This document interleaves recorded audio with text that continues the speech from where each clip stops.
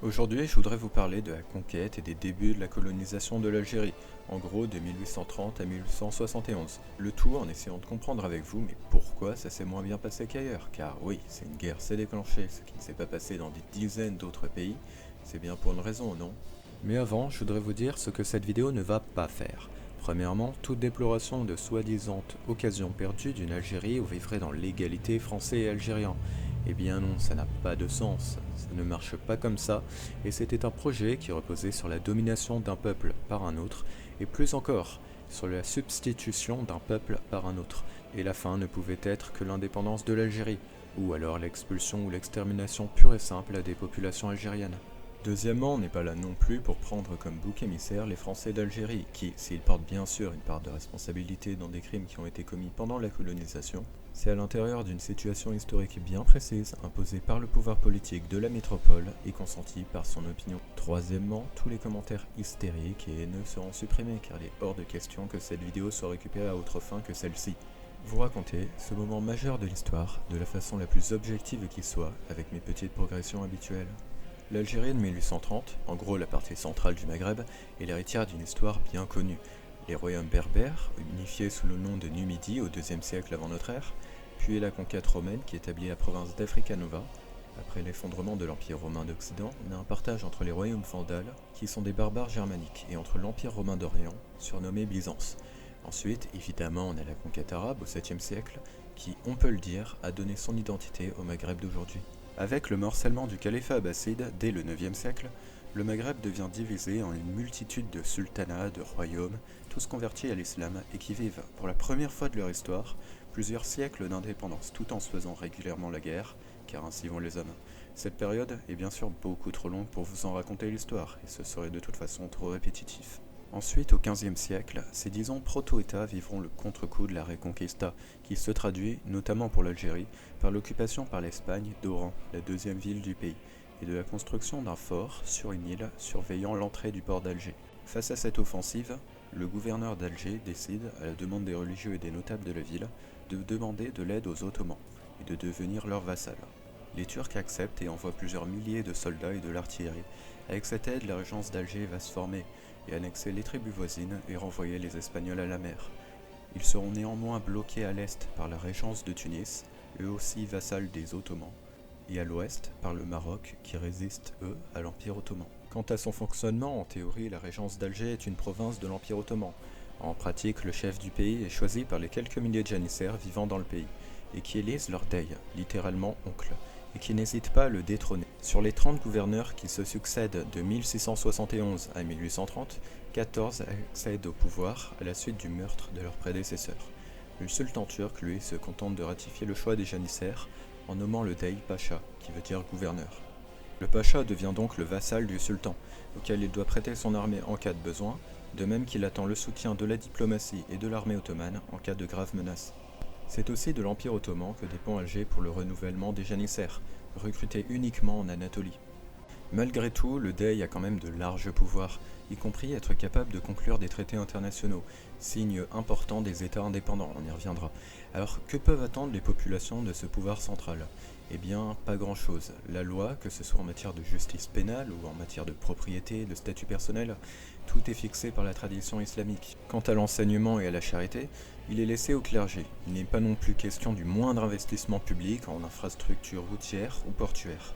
Le gouvernement du pays se contentera donc de percevoir les impôts et assurer la défense extérieure et la sécurité intérieure, au moins dans les villes.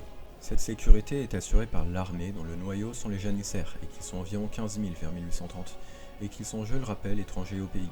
À ce noyau va s'ajouter des contingents de tribus locales qui doivent le service militaire en échange de terres et de dispenses de taxes. Bref, un mode de fonctionnement qui ressemble à s'y méprendre au féodalisme. Bon, on a fait l'ordre politique, mais à quoi ressemblait l'Algérie? Et qui vivait sur ces terres? Eh bien déjà, on entrait en Algérie par des côtes peu hospitalières qui offraient rarement une crique pour y amarrer un bateau. Une fois sur terre, on se heurte immédiatement à un ensemble de collines et de vallées longeant la côte sur plus de 140 000 km². Cette zone, désignée du nom de telle, est typique du climat méditerranéen. On y cultive l'orge, le blé et les olives, et la majorité du peuple y est concentrée. En arrière-pays, sur environ 250 000 km, s'étend le Petit Désert, qu'on désignera un siècle plus tard sous le nom de Haut Plateau. C'est une région semi-aride et montagneuse où vivent des tribus pastorales, élevant des troupeaux de moutons. Bref, plus on va vers le sud, plus il y a de nomades vivant de l'élevage. Et plus on va vers le nord, plus il y a d'agriculteurs sédentaires et de villas. Tout au sud, au-delà des montagnes, on touche au grand désert vaste de millions de kilomètres carrés, avec ses rares îlots d'occupation humaine et ses pistes caravanières. La différence qui frapperait le plus l'explorateur venu de notre époque serait probablement la faible occupation humaine du territoire que nous venons de décrire. En effet, on estime le nombre d'habitants dans la région d'Alger à seulement 3 millions d'habitants, quand la France à la même époque frôle les 35 millions pour un territoire seulement 1,4 fois plus grand. Je pense utile d'ajouter que les villes sont rares et n'abritent que peu de monde. 30 000 à Alger, 25 000 à Constantine et 15 000 à Oran. De plus, cette population est bien plus pauvre que les Français. En 1830, le commerce extérieur français est 150 fois supérieur à celui de l'Algérie. L'évaluation que les économistes ont tenté de faire en termes de PIB conduisent à un rapport de 1 à 30. Ce qui est vrai ne serait que de 1 à 3 en termes de PIB par habitant. Cette faible démographie a sûrement contribué à une image très optimiste d'une Algérie capable d'accueillir de nombreux immigrants européens. Quant à la composition ethnique et religieuse de ce pays, c'est assez simple. La grande masse rurale de la population se définit comme musulmane et se compose de deux ensembles, les arabophones, qui vivent plutôt sur la côte, et les berbérophones, surtout dans les montagnes. Alors, les proportions sont évidemment difficiles à définir, mais on a tendance à estimer que les arabophones forment les 2 tiers du pays. De plus, pour complexiter encore les choses, entre l'arabité indiscutable de tribus longeant la côte ou des citadins, qui ne parlent que l'arabe, et la berbérité indiscutable de tribus de Kabylie, se trouvent des tas de situations intermédiaires où des tribus parlent les 2 langues. Et puis l'identité est avant tout celle de l'islam, qui tente à donner moins d'importance aux coutumes berbères bien plus anciennes. De plus, l'usage de l'arabe sert de langue des élites, de langue écrite, de langue savante et religieuse, ainsi que de langue d'échange entre tribus qui ne parlent pas le même dialecte de berbère. Et tout ça donne à l'arabe une place privilégiée qui tend à faire disparaître le berbère au fil des siècles. À côté de ces deux grands ensembles, on ne trouve que de petites minorités. 5000 Turcs, qui sont des privilégiés en tant que représentants du sultanat ottoman. On a aussi 15 000 Goulouglés, issus de mariages entre Turcs et des femmes du pays, qui eux aussi sont assez privilégiés.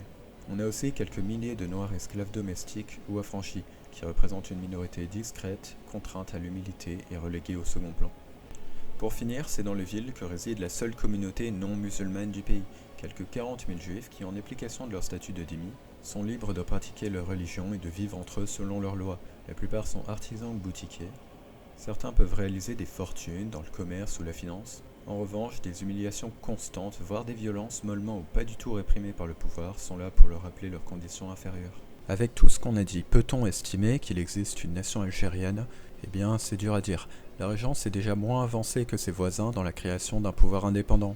À l'ouest, on a le Maroc, qui depuis le XVIIe siècle s'est doté des souverains indépendants et issus du pays avec la dynastie alawite. À l'est, on a la Régence de Tunis, qui est également vassale de Constantinople, mais dont le titre de pacha se transmet à l'intérieur de la même lignée depuis 1705. En Algérie, il n'existait rien de tel, le pacha n'était rien d'autre qu'un général à la tête d'une division de janissaires étrangers au pays. Partant de là, les défenseurs de l'Algérie française se sont refusés d'admettre qu'il existe avant 1830 un véritable État algérien. Les Turcs n'étant selon eux qu'une occupation étrangère, exploitant des tribus divisées incapables de s'unir par elles-mêmes. Par exemple, une citation du maréchal Juin. « En vérité, c'est la France qui, après avoir rassemblé des éléments épars et sans lien entre eux, a inventé le mot Algérie, pour désigner cet agrégat, de même qu'elle en a précisé le contour géographique et lui a donné un gouvernement véritable, le seul qu'elle ait connu depuis l'Antiquité. » Prenant le contre-pied de l'interprétation coloniale, le FLN a toujours soutenu au contraire, depuis la guerre d'Algérie, qu'il existe en 1830 un État algérien, vassal des Ottomans certes, mais aussi autonome que ne l'était un dominion des Britanniques dans les années 50, et reconnu comme sujet de droit international, comme le prouvent des traités internationaux signés avec la France et d'autres puissances. Il souligne aussi l'existence continue d'une nation algérienne depuis l'Antiquité. La France aurait ainsi, selon eux, détruit un État-nation indépendant pour lui substituer un ordre colonial injuste et oppressif. Et l'historiographie moderne penche de plus en plus pour cette thèse, et pas seulement par idéologie. Par exemple, des archives montrées par l'historien Gilbert Meignet prouvent qu'on utilisait dans des textes officiels les termes d'État algérien dès le XVIe siècle et de patrie algérienne dès le XVIIe siècle. Alors la vérité historique exige quand même un peu de nuance. Il est incontestable que l'occupation française a donné à l'Algérie des frontières précises et élargies, une administration moderne et centralisée, et des infrastructures et des structures économiques évoluées, conditions indispensables à toute État-nation moderne. Bref, on ne peut pas savoir ce qu'aurait été une évolution de l'Algérie demeurée indépendante, mais on peut étudier ensemble cette riche histoire dans cette trilogie de vidéos.